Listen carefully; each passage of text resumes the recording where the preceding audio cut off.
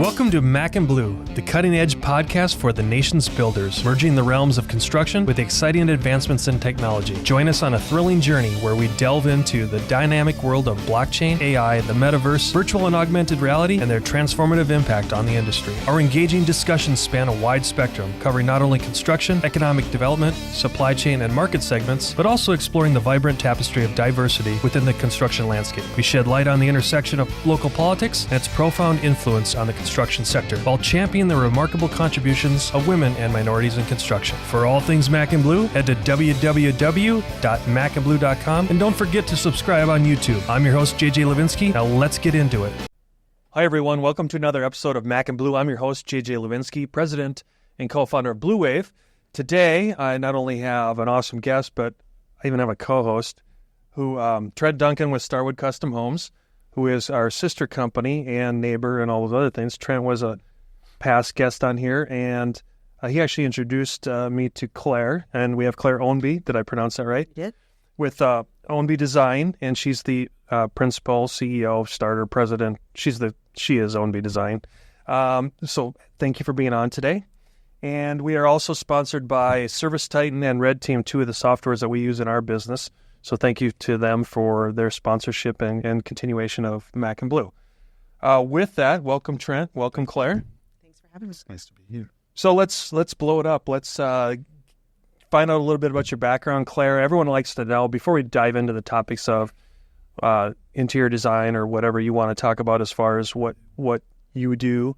Everyone's like, hey, how'd you get into this? What's your background? Are you a native? Are you a transplant?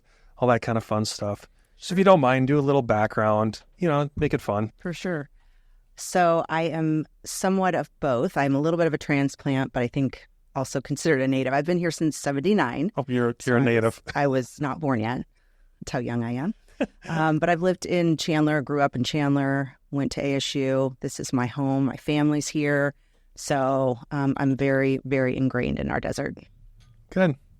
And then, so did you graduate with an interior design or design degree or what? Environmental design was it was back when ASU had their kind of 5-year architecture interior program, which they've now changed. But yeah.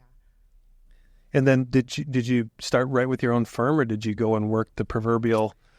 So this was a while ago. It was back a previous boom to the 2006 boom, but I was really lucky. I went and did an internship for a company that had in-house architecture, construction, and interiors. Oh. And I was fortunate enough to not know what I didn't know and went out on my own really early. And I made a lot of very expensive mistakes, but along those ways you learn and don't forget. So it all worked out. Okay, so you admitted to that. The audience loves to know the under the hood, those mistakes, because everyone, here's the thing, everyone that listens or watches, they go, hey, if I can learn something, talk about those mistakes, because the more vulnerable we are on this show, the better. So would you mind sharing some of the things that you've learned? Well, I think that's part of the reason why internships or, mentoring under a professional is so important in our industry. The longer I'm in this, I still learn something every day on a job site, and I've been doing this for 30 years. So I think over time, those things just build all that tribal knowledge. And when you're working under someone that already has that tribal knowledge, they're catching your mistakes. Yeah. When you go straight out on your own, you want to build a good reputation, which means when you make a mistake, you have to own it. You have to pay for that.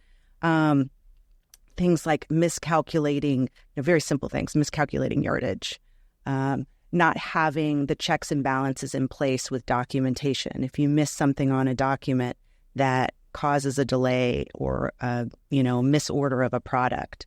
So I think things like that, like when you have that happen, you really start to double check your documents. You really make sure that there's a checks and balances in place with your math and everything associated with it, whether it's model numbers. We now, in all of our specs, we now include a picture with the model number. Oh. Instead of just a model number, so that it's like checks and balances. The person that's procuring the product also sees a picture and they can see if a number's been transposed. Little things like that you learn along the way. Well, let me go back. How did you two meet? We actually met on the job site. So we build high-end homes, and she does high-end design. Like, she's probably the high-end designer in Paradise Valley in Scottsdale. Right. So, and so we met out there, and it's funny because the first time I'd ever met you, before I had talked to you, one of your designers was leaving the firm, and she said, and I was actually concerned. I was like, oh, well, how does the data transfer work? Because we really want to make sure that, like, there's no hiccups here. And she laughed, and I was like, well, what's funny about that? And she goes, oh, you don't know Claire. Like, You don't know Claire. she knows everything that's going on in every project. And I was like, okay, I've got to meet this lady. Because, I mean, she talked you up. She was like, there won't be one thing missed, I can promise you. I mean, and I would ask you, like, have you always been like that? Like, growing up, like, were you always, like, into the details and making sure everything's thorough and finishing? And Yeah, it's definitely in my DNA. I mean, I didn't really choose that. That was Chosen for me, which has its perks in business. It's not, doesn't manifest perfectly in my family life. But, you know, you learn how to balance that out. But yeah, it's one of those things. I think part of it's my personality. The other part is just really making sure that we have the infrastructure inside of my team. I have an incredible team, so I can't remember all of that.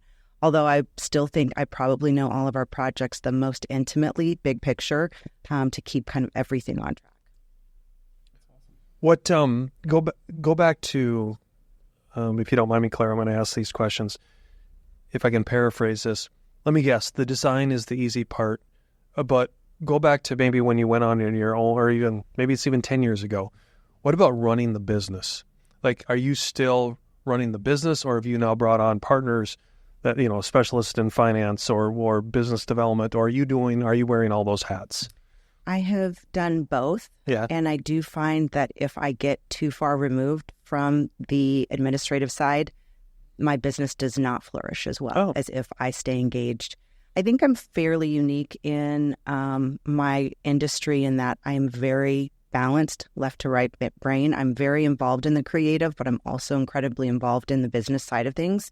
So for the way that we've grown and when we are the most effective and efficient is when I stay very, very engaged on both sides.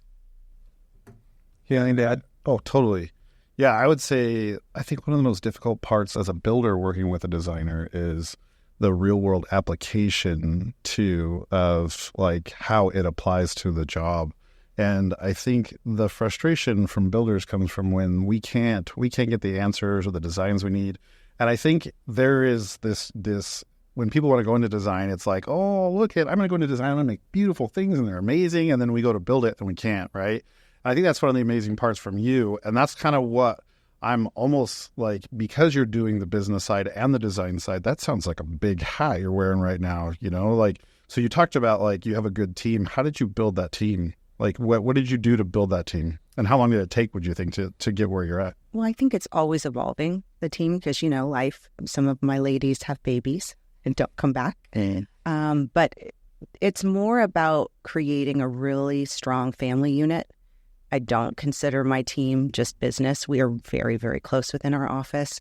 We have an open forum with how our workspaces are set up. We know everything about everything of each other. And I like it that way. I want everyone to want to show up to work every day. We have a really great office culture. And I think that translates into everything we do.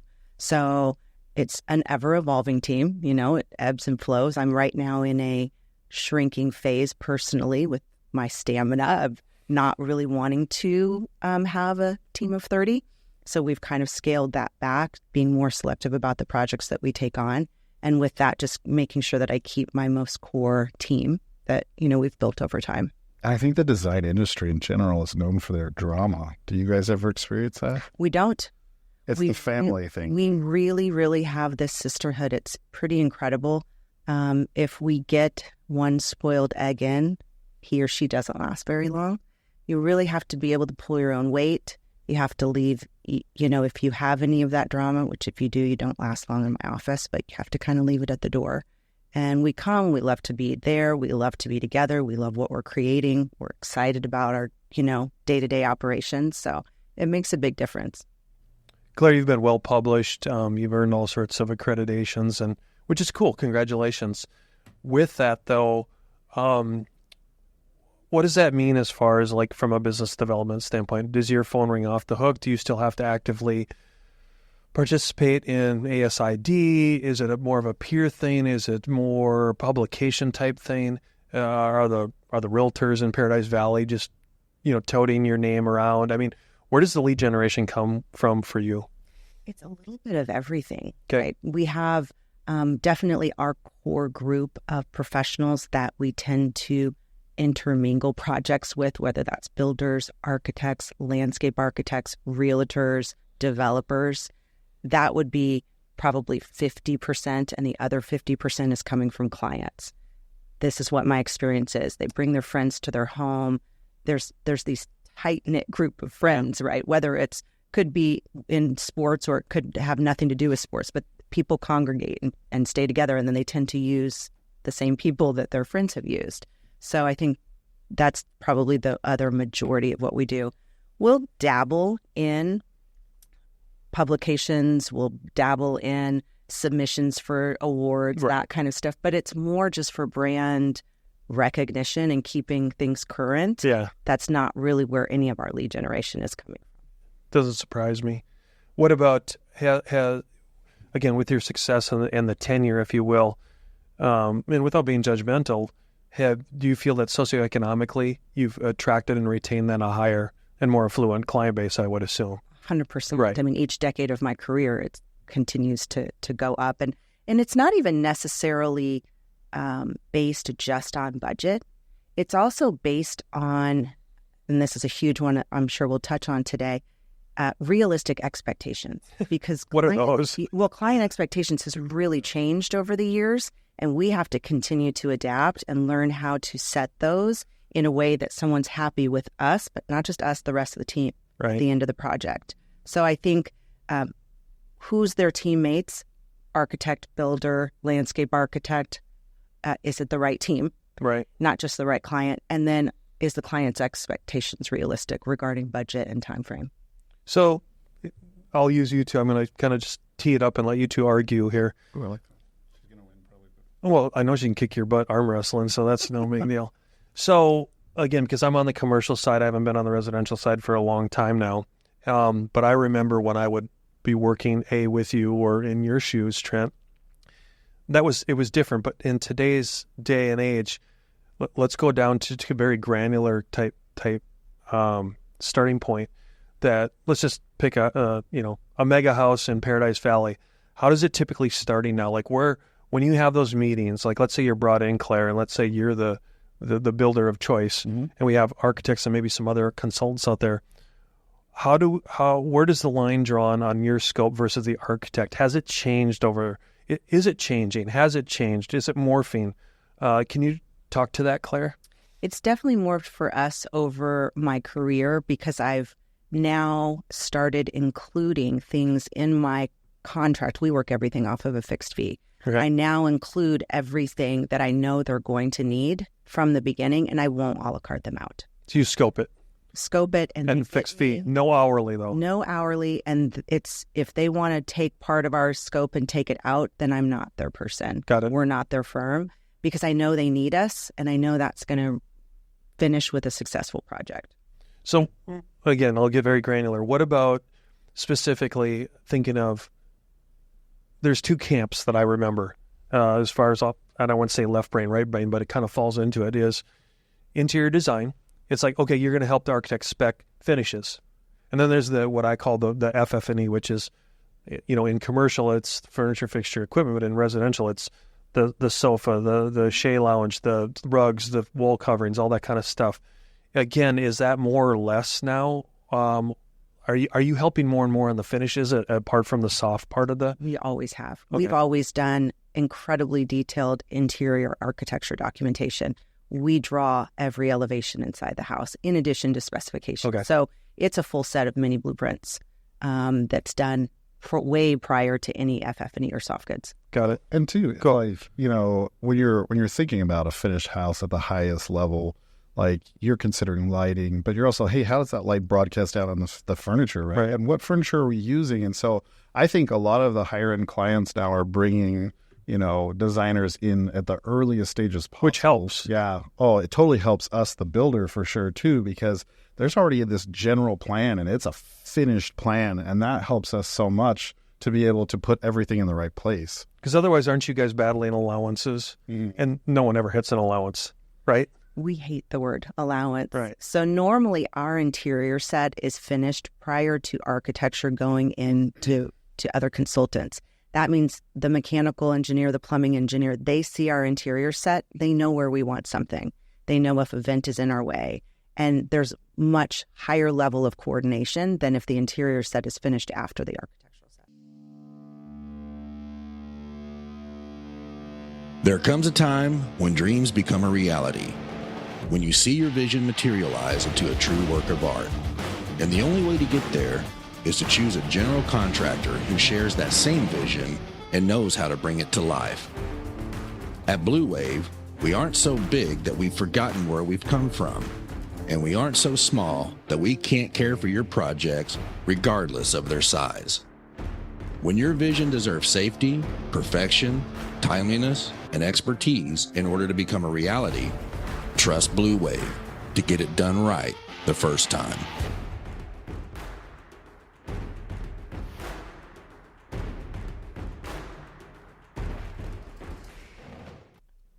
Now, and we've been kind of talking on a high-end residential type thing, but it's very applicable commercially as well. I mean, to me, if anything, that's kind of where it started, because I know you've done plenty of commercial work too. And like take a hotel client, for example.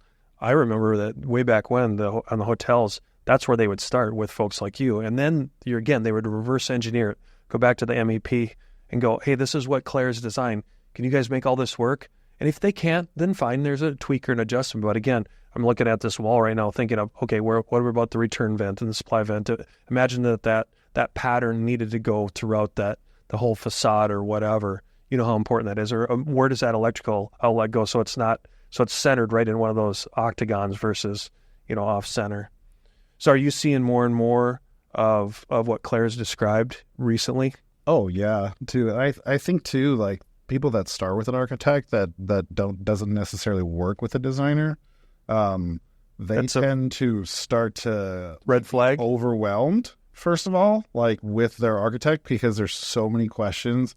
And then if there somehow is a finished plan presented to us and we start asking questions, we're like, okay, this might be a little bit like, you need to get with Claire, because like this type of thing, you don't realize how many decisions, right? Like you see, I want this wall to be tile. Okay, well, what color is the grout? What does the tile look like? What's the pattern? Which direction is the pattern going, right? Like, what does the light look like? Are you putting art there? Like, it is insane how much goes into what Claire does. And it's not the architect doing that side anymore, right? They're just saying, here's a wall. But if they're doing a really good plan, they're taking all of her information and putting it there for us to do a really good job to build it. So it's a complete package. How much of the sharing of information is all, I mean, I hate to ask the obvious question, it's all digital now, or, the modeling and everything. So it's really, it's a lot different than when we all started in the business. He's a young folk, but, I used payphones when I started. I know. Brick phone for you. So the collaboration has come a long way. For sure. And not all of us are using the same technology, but it still kind of integrates with each other. Yeah, whether it's Revit or BIM or some sort of IPD or CAD or whatever. I mean, but by and large, all the user interface, everyone kind of knows it right now. For sure. Okay, let's go down. Hey, you're going to love this one, Claire. What about the psychology of what you do with the clients? How much of that, let's be honest, custom homes, there's a lot of babysitting. And how much of that is emotional and right brain versus the left brain? I think that it's a really important thing for designers to interview their clients really heavily before they take on a project. And that's something that in the last decade I've gotten much, much better at. It's hard to say no to a project, right? I mean, especially when you're the one that built the business from the beginning that scrounged for clients, right? Like you know what it was to not eat. But it's just equally important to be able to say no thank you to a client that's really not in unison with each other. And I'm not saying they have to be 100%, but there are times if they are at complete odds, there's not going to be a super successful path through that. At least I have not found that to be the case. Part of our job is to definitely find a middle ground between certain areas, but there has to be some ability for the two of them as a couple, usually as a couple, to work through that kind of stuff. And I would say too, as an entrepreneur, I think like you've gotten to that point like where we're at, where it's like, I would love to build for everybody that comes through the door, right? It's just not feasible. But I also recognize that different personalities clash like crazy, right? So do we fit? Not just because I want you, I want your business, but like, does it fit from you to me and from me to you? And I think the most successful projects are like that. And I think the best of the best, like Claire, is like you're not just in it for the money, right? You're in it for the understanding that everybody's going to have a good experience, because you're not just taking whoever comes to the door and flashes some Benjamins at you. Well, especially with the time commitment when you're looking at a year, 2 years, even 3 years. 5. Okay, well. Yeah, and I was curious too, like, that's a long time. Yeah. Good luck on that one. That's most of our projects, I mean, you have to realize we start with them before the floor plan has been finalized with the architect. Yeah. You get through plans, then you get through permit, then you get through bidding, then you start construction. We are still with them a year after they move in because we install furniture. Right. We're still touching fabrics. It's a long process. Yeah. How have you developed your sense of understanding different personalities and emotions? I mean, because, man, you deal with emotions, right? Clients, they can get upset. They can be emotional about because this is their dream home. It's one of the most personal things you can do is design and build the space that you live in every day. We are creating their dream, their peace, their tranquility, their place where they get to completely escape to. And it's hugely personal, highly emotionally triggered. If it goes great, we get tears. If it goes bad, we get tears. So, I think it's one of the most incredible gifts we have as a designer is that honor of touching someone's life in such a personal way. But it is lots and lots of questions in the beginning, making sure that we are the right fit for each other. Yeah, I was actually lecturing at ASU like a year and a half ago. And you were being lectured. Let's get that straight, right? Yes, of course. I have these kids, that are coming out of ASU. They're like 20, 21, 22. And they're asking for advice, like, hey, how can I do this in this business? And I said, honestly, I think like you're going to have the piece of paper that says like, hey, I went to school and this is good. It was hard and you stayed committed. But the best thing you could do is work on yourself and how you interact with humans. Yep. But even more important than that, understanding how to interact and how certain personalities do it. And like you only do that, I feel like, through self-education. But I was curious if you recommend to your people like certain books, or do you like make them take classes? Like, is there anything that you do with that kind of stuff? There's a lot of different ways, not just for stimulating, creativity, which is a big one for us in interiors, is making sure that that's part of why our clients are hiring us. We're bringing fresh thought. We're really pushing the limits and asking them questions that they haven't thought about, but also staying really focused on your skills, like, growth, personal growth. So lots and lots of seminars that are available all over. But my biggest one is travel. Go see something new that has just released. Be inspired or uninspired is equally impactful by something that's being done. And that doesn't necessarily have to be through construction. It can be, museum-based. It can be something that's completely outdoor, nature-based. But just travel, explore, expose yourself to new environments. Yeah. Have you ever gone back a little bit from a finished project and been like, what the heck was I thinking? But I thought I was inspired, but what the heck was that? So I told you we have a family, of a sisterhood, and I'm certainly not opposed to poking fun at myself. So we went back and looked at my portfolio from my first 5 years when I didn't have a team and it was just me. Oh my gosh. It was super uninspiring. I mean, there were things that, there was a complete purple house. It was, things that definitely we've evolved. Maybe she worked with Prince back in the day. Oh, yeah. When the purple album came out? Yeah. That's pretty so nice. Today, if my client asked me to design them a full purple house, that would be a project that I would pass on. Claire, choosy. I have what you guys are going down that. I have one for you. If we go back 4 years to 2020 and everything that happened with the supply chain, how is it nowadays for you? Because yes, there's been improvements, but a lot of companies use 2020 as a pivot. No one's keeping inventory because it costs too much with the interest rates and blah, blah, blah, and cash flow and everything else. How are you able to manage that in the new paradigm, if you will, as far as, because I can only imagine by the time, I don't know how you keep up with the million SKUs that you guys work with, because now instead of one, there's infinite fabrics to go after, infinite, furniture, tile. I mean, how do you keep up with all of it? It's always been a constant pivot. Just now the number of pivots has gone, through the roof, right? We're used to having models change, product being discontinued. That's always been part of our life. It's just now, again, setting realistic expectations that this will happen through your process. Our fees are higher because we know we're going to have to pivot. That takes man time, that takes hours, that takes documentation. Part of why our fee has continued to go up. It goes up regardless, right? With inflation, it just went up a little bit more after 2020.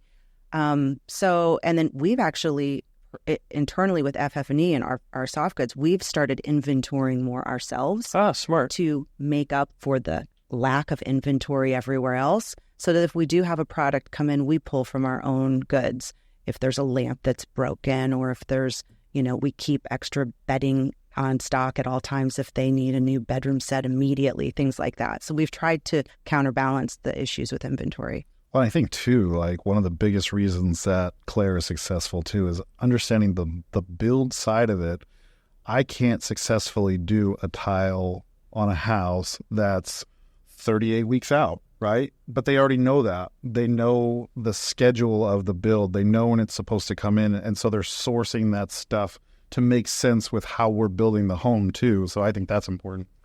So on that, then, Trent, looking back at your working relationship with Claire, what were the things that, on the builder side, that impressed you about Claire and her firm as far as handling those kind of items? Oh, just the level of detail. Okay. Honestly, like the level of detail that goes into what they do is huge. We're not chasing things through questions. We're not having to do RFIs.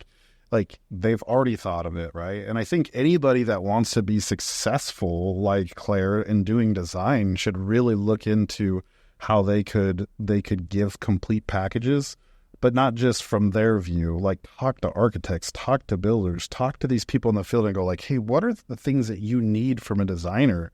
And that's what they've delivered to us, out in the field, is like the complete package of what we would require, and not have to set us back weeks or months or, years in chasing that kind of stuff, because it gets super frustrating, and it's frustrating for the client as well.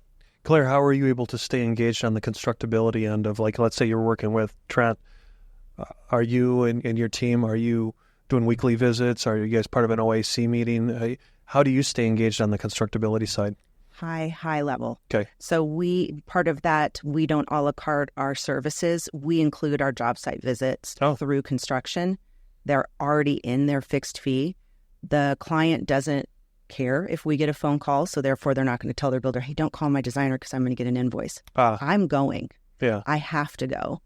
It's one of the areas that I actually personally stay the most heavy-handed in our process. Obviously, the early design concept, but through construction, through those job site visits, I think that's where I bring my biggest value. When we're on a job site visit and there is a construction issue, which there always is, regardless whether it's framing or mechanical, nothing ever comes together perfectly. But I think being able to think creatively on how to solve those issues is one of my biggest strengths, just based on experience of doing it so many times. And so that's where I stay really, really engaged. Yeah, I would say to just double up on that. Like, everything always looks great on paper, right? Like, this is my dream. I built this on paper. But then when you come out there and you're like, is that door going to work type of thing? Their job site visits are priceless. Like, to their clients, I've watched them, right? Like, they come out there and they're like, hey, we're in this room. It feels small. Like, how can we make it look bigger? Okay, we can put mirrors here. We can use this color on the walls and the ceilings. And hey, that door right there, let's turn it to glass. And it's like, these are all the things that, like, I can't make those decisions. And I'm not good at offering that. I'm good at actually building it. And so that's what you need it for, like being able to get out. And and no matter how many times like we need a job site visit, they'll do it. But phase wise, we try to go, hey, we're about to hit a major phase. Can you guys come in and walk this with us? Let's go over electrical. Let's go over plumbing. Even though we have the drawings, she'll come in with the detail of like, I've looked at this drawing. That's in the wrong spot. It needs to be 3 inches higher because you're not accounting for the countertop right here and stuff like that. Are you usually doing that with the owner present? No. Okay. Most of our owners Too much inflection. don't want to be that engaged. Most of them, that's why they're engaging us to take that off of their plate. And then if there's a judgment call or if there's something that's very important or personal to them, then we consult. But I would say maybe 3% of our clients want to be at those job site walks. Well, especially, I don't know, it's hot, man. Like you can run out of the building pretty quick. All right, so let's go down the got to put the elephant on the table. What are the struggles right now? Either situationally in, the way you guys interact, and I don't mean you as the two individuals, but I'm just saying builder to designer, or just industry-wide. Where are there trends? Are there concerns? Are there pitfalls? Or are there opportunities?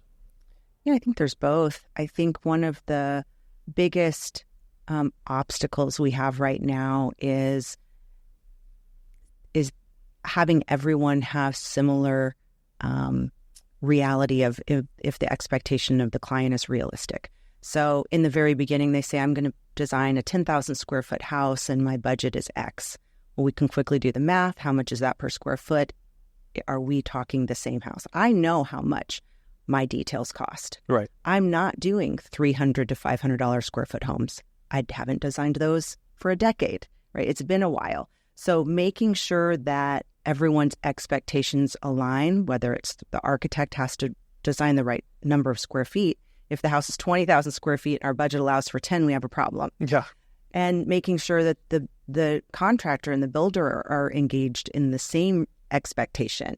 Do you have the same number in your mind that we're designing around? And if we're not in alignment, can we get in alignment before we go through this whole design process? We've had a lot of projects that go through years of design, and sometimes it does take years. Yeah. Unfortunately, with the city and there's hillside, there's all these complications. And it's a real epic letdown if through that process, the house is so grossly out of their budget that they don't move forward. Nobody wants that. I don't want that. They don't want, none of us. So I think, there's been such an influx of construction cost, and not everyone is on the same page with what things cost and what's realistic. And so that's probably our biggest obstacle, is making sure we're educating someone in the right direction.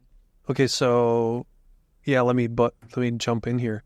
Do you think that I'm going to juxtapose you guys, because is it the builders failing to update the build cost, or is it the design side failing to update the design? Both. Okay, it is both. It can be so much as, and sometimes it's also the client having amnesia about the initial conversation.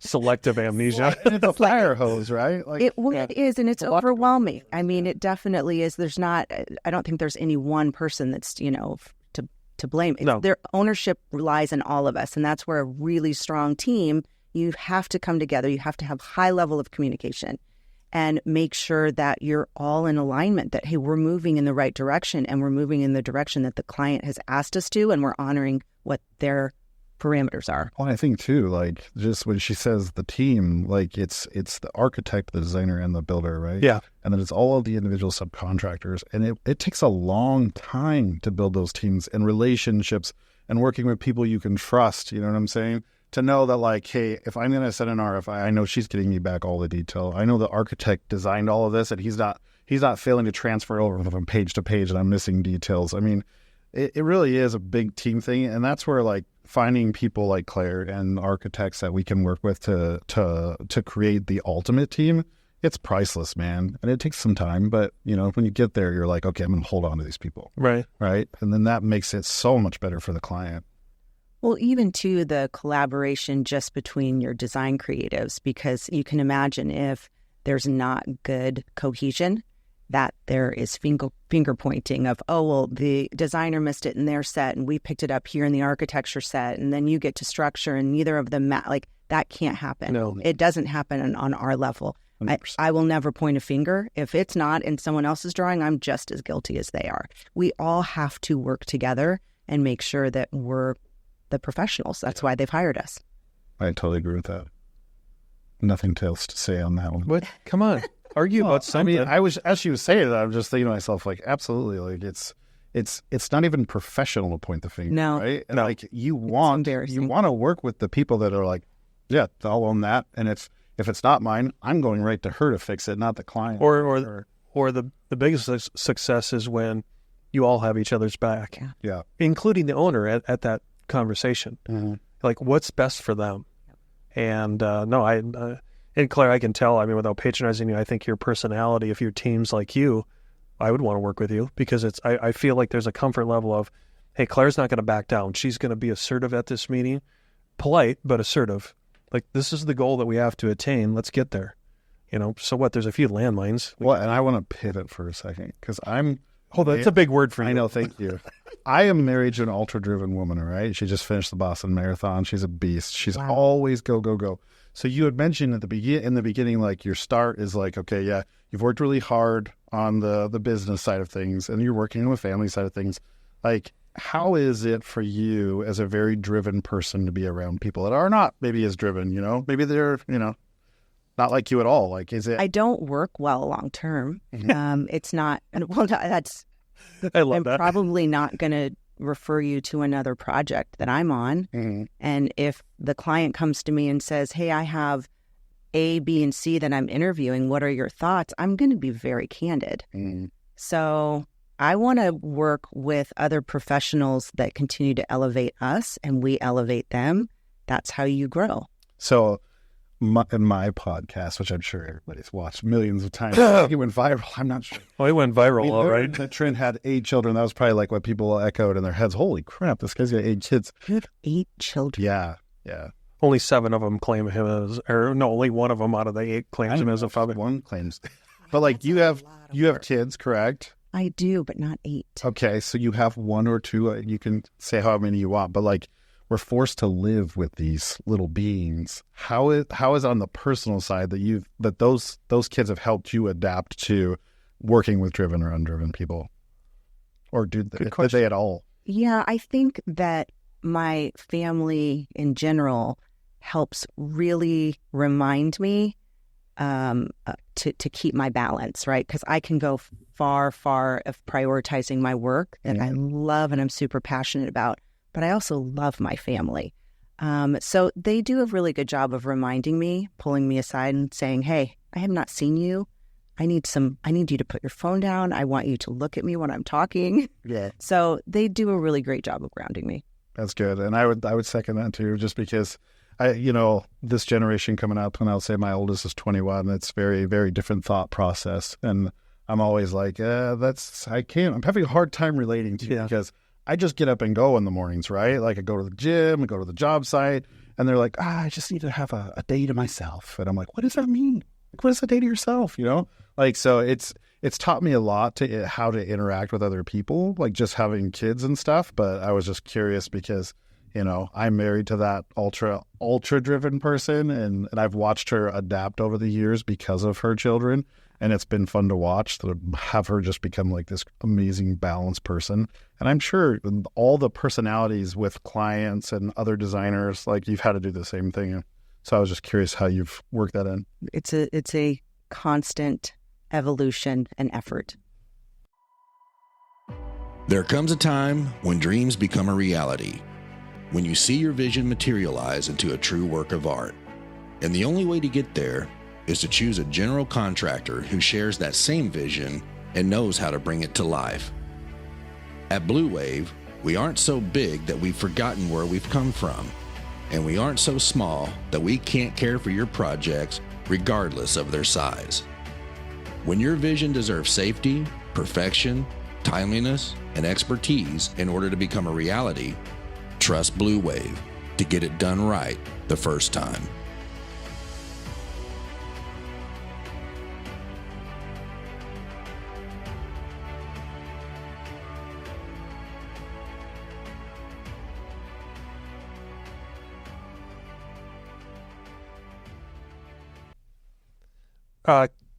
Tangent. Claire, you no longer just work here in Arizona. You've expanded to other states and things. And a lot of people that watch or listen to this podcast, they're successful. They've grown. What can you speak to? I assume a client drew you out eventually, at some point. What's the backstory of what was that precipice that you crossed to expand your market share? And then what were the lessons you learned from that? Because aren't you in like Hawaii and some other pronounced areas? I assume you followed clients. So Hawaii actually was my first big endeavor outside of Arizona on a large scale. It started just from traveling there and really having just passion for the energy of the islands. And there was a large development that was going in on the Big Island that drew me there. And I just stayed and followed the growth, right? There was a lot of golf communities, high wealth. There wasn't a lot of design talent on island. That shocks me. Yeah, the local architects were saying, please come, we need more. So it was a really just kind of landed in my lap opportunity. We were there for a little over a decade, meaning my team and myself, and it was a lot. Wow. It was a lot of travel. It's a 6 to 6.5 hour flight, depending on tailwinds. So it's not just an easy pop over.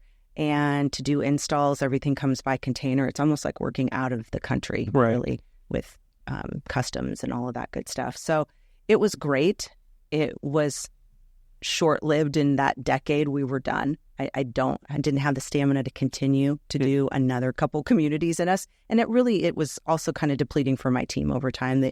We all lost our passion for wanting to go vacation in Hawaii. It was kind of like, okay, we're done with that region. But so now it's more about picking less about the quantity of homes and doing a few projects that are the right fit. So we've got a project in Naples, Florida, where our client, we designed a home for him here, and now we're doing his home there.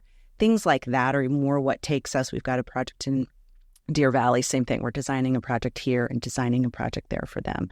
So it's more one-off projects rather than communities, and it's more about having a relationship with them that already existed. Well, too, and I would just piggyback on that. Those of us that have traveled and have done things in other states, the culture in Arizona is awesome.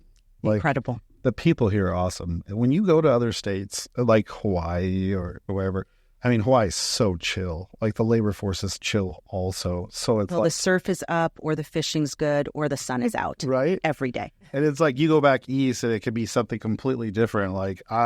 Those of us have been in Arizona since 79 or 87 for me. But if you've traveled, you come back here and you're like, man, this is where I want to be.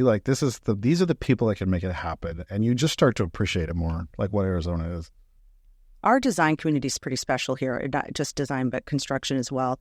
When you go to Southern California or even regions that are really close, they don't have the same community that we have. We all know each other. We're all friends. We actually like each other. Yeah, we've mentioned it a million times that it's still we always describe Phoenix as the smallest, the smallest big town or the biggest small town in America. Either way you want to spin it. It is amazing. I came from the Minneapolis market, and I say, hey, the business environment felt twice as big, even though it was half as big. He got here, and in 3 years of me being here, I felt like I knew it. Not everyone, but enough of a circle of influence in the construction space where I could pick up the phone and ask a favor for anyone. Now, you may not get a hell yeah, but you didn't get any F no's either. Yeah. And they took your call. Yeah, and they took your call. So I agree to that.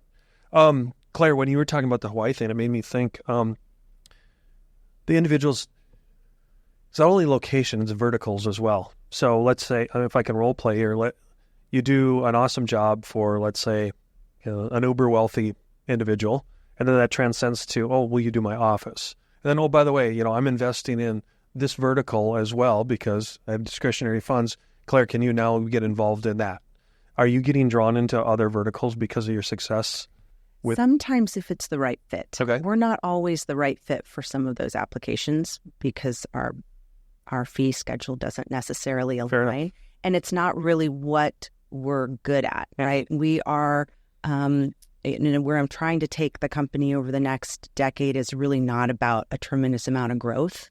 It's more about taking the right fit and the projects that we can stay with a high level of involvement, therefore get a high level of detail out of the design, high level of collaboration. Any comments? No. Really? You're quiet? Yeah. I'm going to stay quiet on that one. We always have to ask this question. What about technology? And even one step further, just base technology, but then also, are you having to use AI, or are you using any kind of AI in your business going forward? We are not, we don't have any AI going on internally inside of our business currently. Our technology is more about staying really current with modeling and allowing our clients to envision what we're designing. Right. And that's, something that's really continuing to evolve. And I think will continue to evolve. So do your clients put on the Oculus and go through it, or yes, no? Depends on how much they're willing to spend for that. Fair enough. level of Fair enough. visualization. Some clients want to be able to walk through their whole home and see every finish on every wall. That's not a majority of my clients. They want to see those feature focal areas, and that's pretty standard, but we're not usually modeling the entire home with their finishes and furnishings yet. And that's like the hardest thing for clients is just the envisioning part of it sometimes, right? I hate, like the one thing I hate is when clients are like, no, that's not how I thought it was going to turn out, right? And it's like, oh, that's where like, somebody like Claire can help so much. But like on our end, it's just so frustrating to hear those kind of things because you want so badly for the whole experience to just be great for a client, and be like, that's exactly what I wanted. Thank you so much. I love it. The one I want to ask this question without alienating any of the big suppliers, but what is it like every year after January when everyone goes to KBIS or all the Las Vegas shows and come back and go, Claire, I saw the Kohler 2000 and they're totally switching all the plumbing lines. Is that a real phenomenon, or am I just making something up? No, there's always new product release, but I mean, that's part of why they're hiring us. Right. We have to stay current. I have to go to those shows. I need to see the newest product. I need to know the newest technology in porcelain tile. Yeah. I need to know what the greatest air vent is, for mechanical registers, like all of it. So I think anytime someone's bringing new technology or a new product release to us, thank you. I need that. How much are you getting pushed for sustainable type stuff? Still not a high level. Okay. And I'm not, again, this isn't to be judge or jury. It's a question that always comes up. We have, clients that typically are having 4 shower heads. There's not sustainability. It's, I want high flow. Good point. But, therefore we look at things like, hey, your water evaporation off your pool is actually losing way more water than your shower heads ever. Because you've got an acre pool. Right? Yeah. So, sustainability is not really at the forethought of most of our clients. Not saying they don't want to be responsible and they don't have some responsibility, but it's usually not project-wide. Fair enough. Yeah, on the building side, it is. I mean, it's just pushed by the building code in municipalities. It just depends what they're requiring. So they try to do a good job of making sure things are well insulated. We're not wasting energy and things like that. Claire, I wanted to ask you about kind of the workforce. You talked about your team, but as you're out, because I can imagine, just like us, we have all of our builder friends that might do something slightly different, but we're still friends, right? And I'm sure you in the design community, you have your niche and they have their niche and how you collaborate. Talk about the workforce as far as whether it's ASU or whatever, whether it's formal college, some other way. What is your industry doing to attract and retain the new generation? And what are you having to appeal to them with? Well, because it's a tough question. Well, I don't think you have to appeal first, because I necessarily don't want to appeal to some of it. Fair statement. There was and is a trend of 4-day work weeks, mandatory lunch breaks. That's all great, but it doesn't work for my culture. We come to the office, we work a full day, and we are there every day of the week. We take our weekends off. We don't work evenings. I don't want to burn anybody out, but when you're at the office, you are at the office. And that's just the culture that we've driven, and it works really well. You're all on, and then you can disconnect and go be with your family. And so, some of the new demands just don't work for us, and therefore we won't. I think it's refreshing that you're stating that. What about hybrid? Do you allow work at home? Nope, we've never really worked from home. I think the exceptions that I make are for some of my new moms. Yeah. And knowing that that's a very difficult transition to make back to work after you've had a baby. And everyone does that differently. And so that's really the one exception that we will make is if you need to transition back working from home a little bit while you come back and figure out how to cut the cord. Yeah, that's tough. I was going to say too, like you don't have to appeal because you've arrived. Like people look at you as, hey, that's where I want to be. So people aren't coming to you and asking you to compromise because you already have the talent in place and the system in place. And I think that that's important. I think that you've developed those standards. And what you just talked about, we work really hard to go, hey, my guys at 5:00, can you guys switch over to email? Because I want them to have a home life. I don't want you to be texting them like, hey, this is wrong with my house. If there's an emergency, call me. And like the weekends, I don't want my guys working. It's the same thing. But like when you're there, when you're on the job site, you better give it 100%. There is no, like you can earn your pillow every day, right? Like you wake up and earn your stinking pillow, go to work hard, make sure you're organized, make sure you're thorough. And at 5:00, shut it off, go home. Be a good mom, be a good dad, be a good brother, whatever it is. And I think that's a great culture. I think that's a company I would want to build with, or I would want to design with, or I would want to design my whole house. The nice thing is, too, that when you build that culture internally, I don't have to be the enforcer of the law. The team enforces the law. So if someone doesn't embody that, even if they say they do, and are not performing that way, my team will run them off. I don't have to do it. So what do you say to that young designer that's maybe coming out of school? Like, what advice do you give them to be able to build their future empire or to be able to go into design? Like, what are the things that you learned, like, big or small, that you could just wish you could just grab the young kid and be like, look, don't do this. Well, or do this. What I led with, make sure that you spend some time under someone that knows what they're doing. Really have some leadership teach you the ropes, whether that's through having an internship or working under someone that's, a little bit more senior for a while and really learn some of the ins and outs. Drive your passion. If you don't keep your passion in this industry, you're not going to make it. It's very depleting. There's so many details. It sounds silly to say that. We're not in medicine or anything, right? But it can be very depleting. So make sure you continue to feed your passion and stay really creative. JJ had mentioned he wanted to be an intern in the design industry, and he wanted to know how he could come and do that with you. So, sure. Thanks for speaking. Yeah, the look on his face says everything. He was expecting that. There's that old adage, stay in your lane, bro. I think I know my lane. The irony was I actually wanted to, and I remember when in high school, I wanted to be an architect. And after a semester, I was like, nope, this isn't for me. It's funny because I, as a builder, just like you, Claire, having been a builder as long as we have, my appreciation for you, an engineer, an architect, if I go back 15, 20 years, it was kind of me against the world, right? I think we all had a little chip on our shoulders at one time. And now the collaboration is the most enjoyable part. Yeah. So if you can listen and then just chime in when something like a constructability review. I love when I can just be the quiet person and, an architect or a designer looks and goes, JJ, what would you do there? Mm-hmm. Well, with the current prices of X, Y, and Z, I think this is the good, better, best model. What fits into the pro forma? What fits into that client's budget? And then we even go further. Okay, back to the sustainable. Do they care about sustainability? Then this could be an answer. And you kind of put all the chips on the table and then let them make the decision. But if we go back 20 years, whether you were a designer or you and I are builders, hey, listen to me. I have something important to say.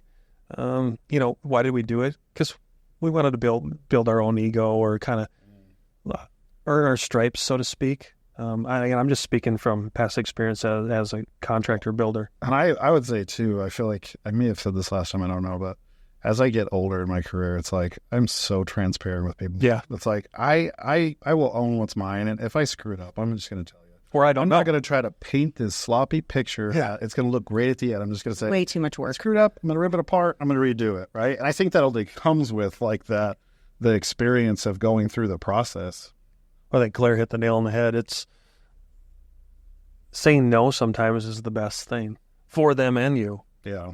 So, Claire, in the short time that we have left, what have we failed to ask you that you would love to let the audience know, either about yourself, your firm, the industry as a whole?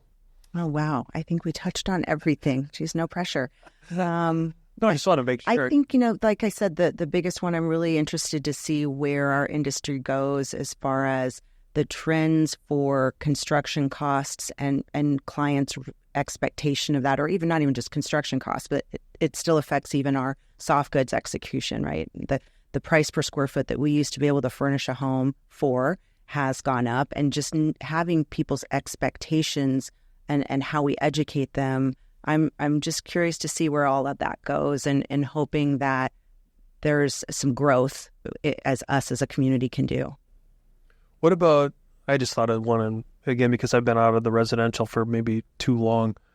Are both of you seeing a higher demand for the indoor-outdoor living, or is it still balanced like it always has been? I feel like it's always been there. Okay. I think indoor-outdoor living is huge. I think the wellness factor is really one of the biggest growing, whether the wellness is coming through light, air, wellness rooms, cold plunge, IR saunas, all of the things that keep us youthful, feeling good, looking good, performing at a high level. I think that's one of the biggest demands that we have from our clients right now. Yeah, that's freaking bloody hot here, right? Like 6 months, but the rest of the year is absolutely amazing. So there's always going to be people wanting the fresh air side of things, wanting to bring the outside in and the inside out. And so we see that a lot, like just carrying over with big open rooms, being able to open up a ginormous slider door that gives you 100 feet of pure view to the outside and stuff like that. The gyms are now open. Before it was just the great room. Now it's the great room, the master suite, the gym, everything is now pocketing and opening, and offices. People love the fresh air, so they don't like 120 fresh air though. That feels like a blowtorch. Did I say master suite? Sorry, primary. Oh, that's the name. I like that. Your primary suite. I like it. Well, unless you guys have anything else, I just want to thank you so much for coming on today. Anyone can reach out to Ownby Design. Claire's got a great website, and I'm sure she'd be happy to entertain anything in her industry. So thank you for coming on today and exposing yourself, and not in the literal sense, figuratively, of course, but we have not had anyone on in your specific industry, so it's been it's a refreshing outlook on things. And thank you, Trent. Yeah, absolutely. Yeah, thank you both. It was my pleasure. You've been listening to the Mac and Blue Show, brought to you by Blue Wave General Contracting. Be sure to subscribe to the Mac and Blue podcast on your favorite podcast platform. Follow JJ Levensky on LinkedIn and Instagram. Tune in every Monday